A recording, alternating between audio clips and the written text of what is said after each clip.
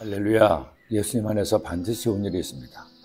독일 공영방송국에서 위대한 독일인으로 꼽힌 디트리 본 해퍼 목사님이라는 분이 있습니다.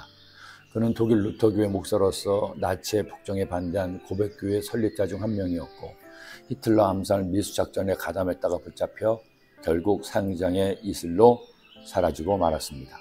그러나 그는 마지막 순간까지도 믿음과 신념을 잃지 않고 당당하게 그가 사랑하는 하나님의 품에 안겼습니다.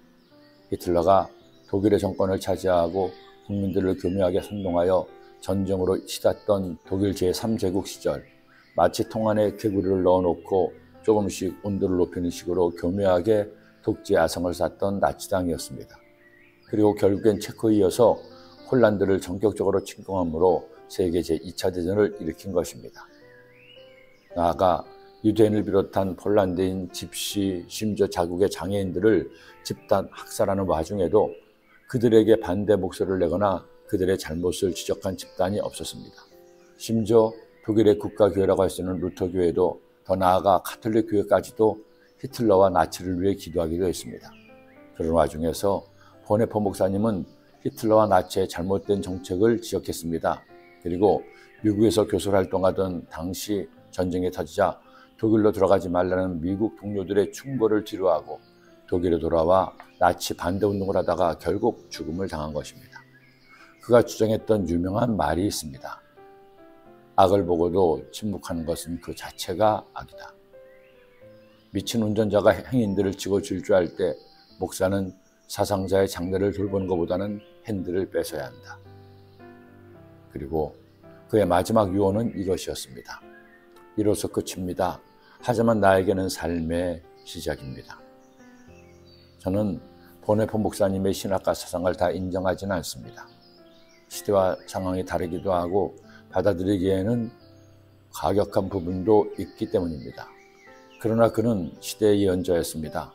세계를 파멸로 끌어가는 악의 세력에 대해 죽음을 무릅쓰고 의의를 선포한 그의 죽음은 가히 순교를 할 수 있을 것입니다. 역사 이래 인간이 창조된 이래 지금까지 되풀이되는 질문이 있습니다. 왜 악한 자가 잘되고 의로운 자가 고난을 받는다? 이것입니다. 하박국서의 주제가 바로 이것이죠. 선지자 하박국이 묵시로 받은 경고라. 야훼여, 내가 부르짖어도 주께서 듣지 아니하시니 어느 때까지리이까?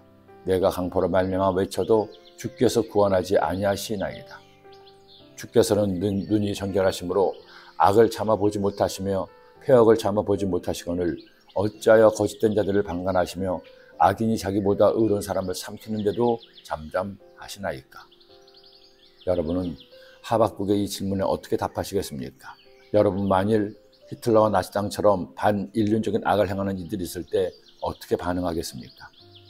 보네퍼 목사님은 미친 운전자의 핸들을 뺏어야 한다고 주장했는데, 도대체 왜 하나님께서는 미친 운전자가 핸들을 잡고 사람들을 해치는 것을 보고만 계셨을까요?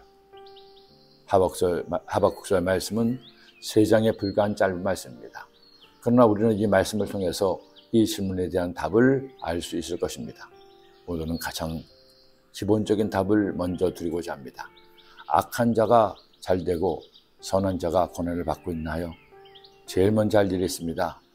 그 악한 자와 선한 자를 하나님께 맡기고 하나님께서 당신의 의를 이루어달라고 기도하세요. 우리가 가장 먼저 할 일은 외가 아니라 기도입니다. 기도드립니다. 하나님 아버지, 하박 선지자는 그의 예언을 통해서 악한 자가 흥하고 선한 자가 망하는 현실에 대하여 개탄하고 하나님의 뜻을 물었습니다. 우리도 살아갈 동안에 그런 삶의 어려움과 질곡이 있을 때 이 말씀을 통해 주님의 뜻을 분별할 수 있도록 인도하여 주옵소서. 예수님의 이름으로 기도드립니다.